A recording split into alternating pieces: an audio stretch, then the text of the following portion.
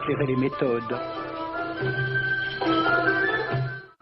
Alors j'ai pris des documents à la Bibliothèque nationale à Paris, des témoignages des conquérants de l'époque, des conquérants français. D'abord, des extraits du bréviaire que l'on avait remis aux officiers et soldats qui s'en allaient en Afrique.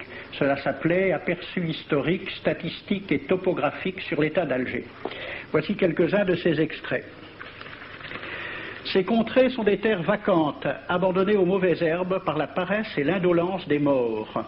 Les femmes du pays sont livrées par la paresse des Arabes, qui passent toute leur vie à fumer, à la turpitude de mœurs extrêmement relâchées. Elles n'ont pas de religion.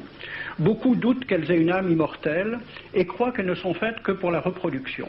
Le climat aidant, les femmes sont nécessairement disposées au plaisir. Alors, allez-y, des terres vacantes et des femmes consentantes qui n'attendent que les soldats français.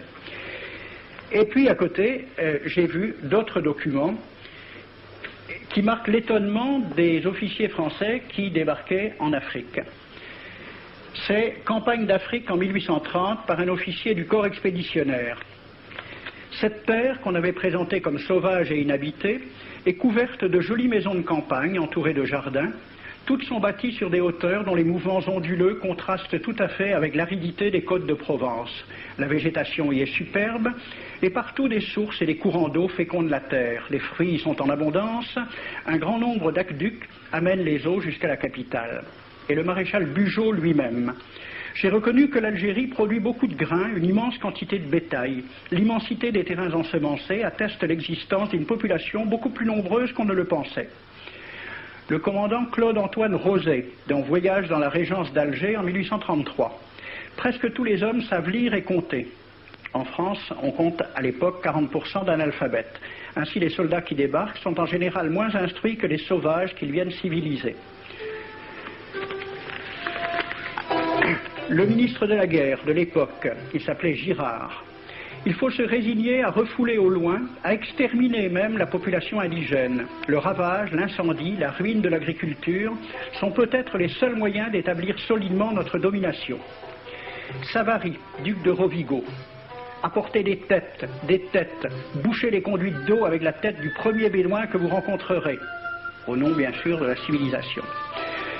Christian, dans l'Afrique française, un détachement de l'armée parti d'Alger surprend la tribu désarmée des Olifias et massacre sur le champ tous les hommes, femmes, enfants, sans distinction. On parlera de 12 000 morts. Les troupeaux raflés aux Olifias seront vendus au consul du Danemark. Quant au reste du butin, il fut exposé au marché de Babazoun. On y voyait des bracelets de femmes encore attachés à des poignets coupés et des boucles d'oreilles pendant à des lambeaux de chair, au nom de la civilisation. Le colonel François de Montagnac. Selon moi, toutes les populations qui n'acceptent pas nos conditions doivent être rasées. Tout doit être pris, saccagé, sans distinction d'âge et de sexe. L'herbe ne doit plus pousser là où l'armée française a mis le pied. Saint-Arnaud, il était commandant et c'était aussi un mari très attentionné. Il écrit à sa femme « Chère Louise, je suis bivouaqué par une chaleur de 40 degrés au milieu de 20 villages superbes qui ne se sont jamais bien soumis. Je leur ai donné jusqu'à ce soir pour payer les impôts et les amendes que je leur inflige. S'ils ne s'exécutent pas, j'enverrai 3 colonnes brûler tout. » En juin 1845, la tribu des Ouled Riha, chassée de ses douars par les détachements incendiaires du colonel Pélissier, se réfugie dans des grottes de montagne. Ordre du maréchal Bugeaud. Si ces gredins se retirent dans leurs cavernes, imitez Cavaignac aux Béha, fumez-les à outrance comme des renards. Voici le récit d'un témoin, français bien sûr. Voir au milieu de la nuit, à la faveur de la lune, un corps de troupes françaises occupé à entretenir un feu infernal. Entendre les sourds gémissements des hommes, des femmes, des enfants et des animaux, le craquement des rochers calcinés s'écroulant. Le matin, quand on chercha à dégager l'entrée des cavernes, gisaient des bœufs, des ânes, des moutons. Parmi les animaux, entassés sous eux, on trouvait des hommes, des femmes, des enfants. J'ai vu un homme mort, le genou à terre, la main crispée sur la corne d'un bœuf. Devant lui était une femme tenant son enfant dans ses bras. Cet homme avait été asphyxié au moment où il cherchait à préserver sa famille de la rage de cet animal. On a compté 760 cadavres. Le 8 mai 1845, Saint-Arnaud découvre 500 Algériens qui s'abritent dans une grotte entre Ténès et Mostaganem. Saint-Arnaud ordonne à ses soldats de les emmurer vivants. Il écrit « Je fais boucher hermétiquement toutes les issues et je fais un vaste cimetière. La terre couvrira à jamais les cadavres de ces fanatiques. » C'est à peu près ce qu'ont dit les Allemands en massacrant le village d'Oradour-sur-Glane. Montagnac, toujours lui, le colonel. Voilà comment il faut faire la guerre aux Arabes. Tuer tous les hommes jusqu'à l'âge de 15 ans. Prendre toutes les femmes et les enfants. Vous me demandez ce que nous faisons des femmes que nous prenons? On en garde quelques-unes comme otages. Les autres sont échangées contre des chevaux. Et le reste est vendu à l'enchère comme bête de somme. Toujours au nom de la civilisation. Nous rapportons un plein baril d'oreilles récoltées paire à paire sur les prisonniers. Il contient même celle d'un de nos 58 gendarmes morts de maladie. 2 pièces de 100 sous ne sont pas à dédaigner.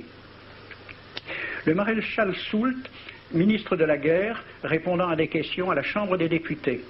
En Europe, un tel acte serait horrible et détestable. En Afrique, c'est la guerre même. C'est la guerre même, c'est du moins ce que dit le ministre français, mais en face, voici un décret pris par l'émir des Arabes, l'émir Abdelkader. Tout Arabe qui amènera vivant un soldat français recevra pour récompense la somme de 8 douros. Tout Arabe qui aura un Français en sa possession sera tenu de le bien traiter et de le conduire le plus promptement possible, soit devant le califat, soit devant l'émir lui-même. Dans le cas où le prisonnier aurait à se plaindre de mauvais traitements, l'Arabe n'aura droit à aucune récompense. À la lecture de ce décret, question d'un soldat algérien, quelle récompense pour un prisonnier vivant? L'émir répond 8 douros. Et pour une tête coupée, l'émir répond 25 coups de bâton sur la plante des pieds. De quel côté était la civilisation?